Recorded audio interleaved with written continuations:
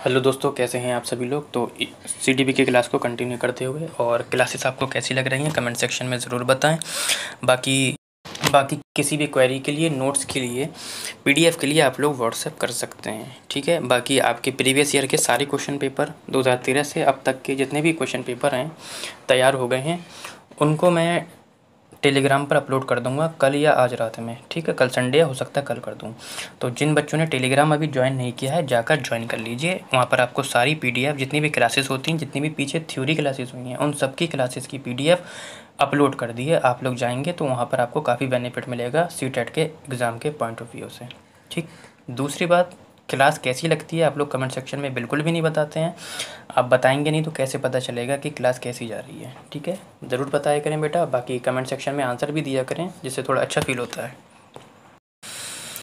Question 13-12 तक कल हमारे कंप्लीट हो गए थे। क्वेश्चन नंबर 13 से शुरू करते हैं। कहता है कि अधिगम यानी कि सीखने की सर्वोत्तम अवस्था कौन सी होगी। अब एक बात बताइए, अगर मैं सीख रहा हूँ तो मेरे अंदर कभी भी टीचर के प्रति डर नहीं होना चाहिए, भय नहीं होना चाहिए, ऐसा है ना।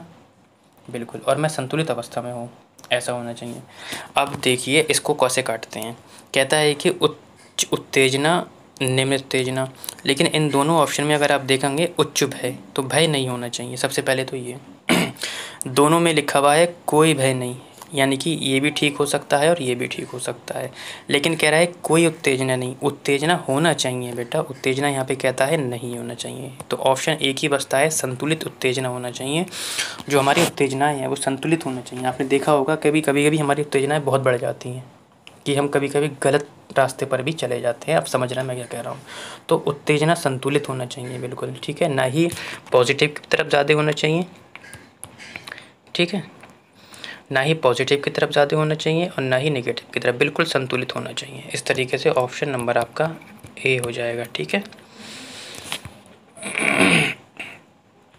क्वेश्चन नंबर 14 कहता है कि बच्चों के विकास की व्यक्तिगत विभिन्नताओं को किस प्रकार प्रतिरूपित किया जा सकता है। देखो, व्यक्तिगत विभिन्नताओं को आपको क्या करना है, सम्मान करना है। क्या करना है, सम्मान। जिस जिस पृष्ठभूमि से बच्चे आए हैं उन पृष्ठभूमि का आपको सम्मान करना है। ये आपके लिए बाधा भी उत्पन्न नहीं करेंगे। किसी किसी ऑप्शन में होता है कि बाधा उत्पन्न करते हैं, वो ऑप्शन को नहीं लगाना है। ये आपके लिए क्या है, संसाधन का काम करते हैं, साधन का काम करते हैं, ठीक। तो हमसे पूछा है कि कौन सा व्यक्तिगत विभिन्नताओं को किस प्रकार से प्रतिरूपित किया जाता है। अब इसमें ऑप्शन के अकॉर्डिंग लगाएंगे। इसमें ऐसा कोई भी ऑप्शन नहीं दे रखा। मैंने जब लेक्चर कराया था आपको थ्योरी क्लासेस में तो बताया था कि यदि किसी भी ऑप्शन में आनुवांशिकता और पर्यावरण आता है तो गांठ बांध लीजिए, बिल्कुल एक नंबर का क्वेश्चन आनुवांशिकता वातावरण से या पर्यावरण से आएगा ही आएगा। तो आपको उसी ऑप्शन का चयन करना है जिसमें आनुवांशिकता और वातावरण दोनों का गुणनफल हो। किसी एक में पर्यावरण हो वो ऑप्शन नहीं लगाना है, किसी एक में वातावरण हो नहीं लगाना है, आनुवांशिकता हो नहीं लगाना है, जिसमें दोनों का मेल हो वो लगाना है, ठीक। यानी कि कहता है कि ना आनुवांशिकता ना पर्यावरण नहीं होगा, केवल आनुवांशिकता केवल पर्यावरण नहीं होगा। और मैंने बताया था केवल शब्द से भी आप काट सकते हैं, टैग पर बताया था नहीं होगा। एक ही ऑप्शन बचता है कि आनुवांशिकता एवं पर्यावरण की पारस्परिकता पर। ऑप्शन नंबर क्या होगा, 2 हो जाएगा आपका, ठीक है। यानी कि दोनों का योगदान होता है। आनुवांशिकता द्वारा वंशानुगत गुणों का हस्तांतरण पीढ़ी दर पीढ़ी दर होता है, बताया था थ्योरी क्लासेस में। जिन बच्चों ने देखा होगा फ़ायदा होगा उनको। तो वही वातावरण के कारण क्या होता है, बालकों का सामाजिक, सांस्कृतिक, सामवेगिक एवं शैक्षणिक विकास होता है। अतः बच्चों के विकास की व्यक्तिगत जो विभिन्नताओं को आनुवांशिकता और पर्यावरण की गुणनफल का क्या होना चाहिए, या हम बोल सकते हैं पारस्परिकता पर होना चाहिए, ठीक है। ऑप्शन नंबर हो जाएगा पहला, दूसरा। क्वेश्चन नंबर 15 की ओर अगर हम बढ़ें, कहता है एक कार्य के दौरान सायना स्वयं से बात कर रही है कि वह कार्य किस प्रकार प्रगति कर सकती है। लेव वाइगोत्स्की के भाषा और चिंतन सोच के बारे में दिए गए विचारों के अनुसार इस तरह का व्यक्तिगत वाक्य यानी कि प्राइवेट स्पीच क्या दर्शाता है। आत्म केंद्रिकता बताता है, संज्ञानात्मक अपरिपक्वता बताता है, मनोवैज्ञानिक विकार बताता है, स्वतः नियमन बताता है। तो यदि आप लोग इसको इंग्लिश में देखेंगे तो प्राइवेट स्पीच नज़र आएगा आप लोगों को। आत्म केंद्रिकता आपका पियाजे का शब्द है, नहीं होगा, ठीक है। ये आपका प्याजे का शब्द है। हमसे वाइगोत्स्की के संदर्भ में पूछा है, ये भी संज्ञानात्मक अपरिपक्वता नहीं हुई है, क्योंकि संज्ञानात्मक शब्द भी उन्हीं का ही है। मनोवैज्ञानिक कोई भी ऐसा विकार नहीं है। ये है क्या, ये स्वतः नियमन यानी कि प्राइवेट स्पीच है। यानी कि एक कार्य के दौरान क्या हुआ कि सायना का स्वयं से बात करना कि वे अपने कार्य किस प्रकार कर सकती है ना। तो लेव वाइगोत्स्की के विचार विषय में दिए गए स्वनियमन से संबंधित है। स्वनियमन यानी कि प्राइवेट स्पीच अर्थात सायना द्वारा अपने कार्य की प्रगति हेतु स्वयं से बातें करना व्यक्तिगत वाक् यानी कि प्राइवेट स्पीच लेव वाइगोत्स्की का कहलाता है, यानी कि स्वनियमन कहलाता है। ठीक है। अच्छा, ये एक बार और बता दूं इसे मैं कि प्राइवेट स्पीच ये आया कहाँ से। क्या हुआ कि वाइगोत्स्की ने एक कमरे में क्या किया, बच्चों को बंद कर दिया।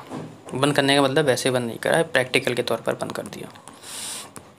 एक कमरे में उन्होंने देखा सब बच्चे एक दूसरे की बात करने की बजाय क्या कर रहे हैं, खुद से बातें कर रहे हैं और अपने आप से बातें कर रहे हैं कि ये ऐसे होगा, फिर मैं ऐसे जाऊंगा। खिलौने जिनके खिलौने में हाथ में थे कि इसका ऐसे होगा, इसका ऐसे होगा। यानी कि उन्होंने पाया कि बच्चे खुद से बात कर रहे हैं, यानी कि व्यक्तिगत बात। इसलिए उन्होंने कहा कि बच्चे का खुद से बातें करना अपने कार्य को दिशा देना व्यक्तिगत वाक् यानी कि प्राइवेट स्पीच या स्वतः नियमन कहलाता है। ठीक है, ये बात थोड़ी सी रह गई थी इसलिए मैंने इसे क्लियर कर दी। क्वेश्चन नंबर 16 की ओर अगर पढ़ें, कहता है मूल्यांकन पद्धति का लक्ष्य क्या होना चाहिए। सबसे पहले तो आप ये समझ लीजिए कि मूल्यांकन किसी भी बच्चे को फेल या पास करने के लिए कतई नहीं किया जाता है, बिल्कुल भी नहीं किया जाता है। मूल्यांकन का उद्देश्य उसकी ज़रूरत देखना होती है, बच्चा क्या चाहता है, किस तरीके से सीखना चाहता है, सीखने का तरीका क्या है, खेल के माध्यम से सीखना चाह रहा है, बैठ के सीखना चाह रहा है, कहानी के माध्यम से सीखना चाह रहा है, किसके अंदर कोई विकार है, सुन नहीं पा रहा है, उसको आगे बढ़ाया जाए, इसलिए होता है मूल्यांकन। पहले आप ये अच्छे से समझ लीजिए कि मूल्यांकन क्या होता है।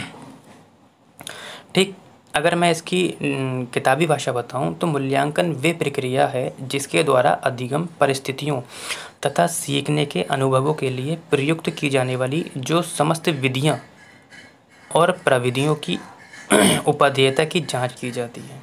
ठीक, ये होती है किताबी भाषा जो आपके समझ में बिल्कुल भी नहीं आई। अब हमसे पूछा है कि लक्ष्य क्या होना चाहिए। कहता है विद्यार्थियों की ज़रूरतों एवं आवश्यकताओं की पहचान करना। बिल्कुल राइट आंसर है, यही होगा। लेकिन सीटेट में गलती कभी नहीं करेंगे बेटा कि पहला ही ऑप्शन दिखा और टिक लगा दिया, ये सबसे बड़ी भूल हुई है आपकी। कभी कभी ऐसा भी होता है कि सीटेट में एक से ज़्यादा ऑप्शन भी ठीक होते हैं, हमें उसमें से उस ऑप्शन का चयन करना पड़ता है जो उन दोनों से ज़्यादा बेहतर होता है। कहता है कि मूल्यांकन पुरस्कार वितरण हेतु उच्च अंक प्राप्त करना। नहीं नहीं नहीं, पुरस्कार और उच्च अंक प्राप्त करने के लिए कतई नहीं। तो मूल्यांकन जो होता है पुरस्कार वितरण हेतु उच्च अंक प्राप्त करने के लिए कदापि नहीं होता है, इसलिए ये वाला ऑप्शन आप काट दीजिए। विद्यार्थियों को नामांकित करने के लिए होता है कि तू गधा है तू इस वाले ग्रुप में रहेगा, तू ब्रिलियंट है तू इस वाले ग्रुप में रहेगा। ऐसा नहीं, नामांकित नहीं किया जाना चाहिए बच्चों के बारे में गलत टिप्पणी बिल्कुल भी सी टेट में नेगेटिव सेंस है। एक लॉजिक आप ये समझ लीजिए, सी टेट में बच्चों के बारे में गलत टिप्पणी किसी भी तरीके की हो नहीं चलेगी। बुरा नहीं कहना है बच्चों को, अच्छा ही अच्छा कहना है, भले ही कितना भी बुरा हो। योग्यता आधारित समूह में यानी कि योग्यता के आधार पर आप समूह बना दीजिए, विद्यार्थियों को विभाजित कर दीजिए कि इसमें ब्रिलियंट लोग रहेंगे, इसमें गधे रहेंगे, इसमें उल्लू रहेंगे। इस तरीके से नहीं करना है, ठीक है। तो फिलहाल ऑप्शन आपका क्या होगा, पहला हो जाएगा, ठीक है।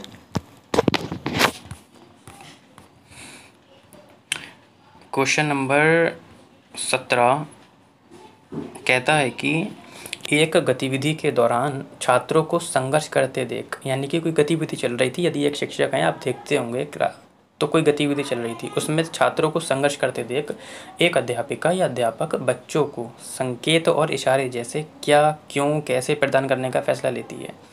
ठीक है, इशारे दे रही है, क्या हो रहा है, क्यों हो रहा है, कैसे हो रहा है, बताओ। तो लेव वाइगोत्स्की के सिद्धांत के अनुसार अध्यापिका की ये योजना क्या है। तो मैं बता दूं, सहायता करना दो तरीके से होता है लेव वाइगोत्स्की के अनुसार। एक ZPD के द्वारा होता है और एक किसके द्वारा होता है, इसके फोल्डिंग के द्वारा,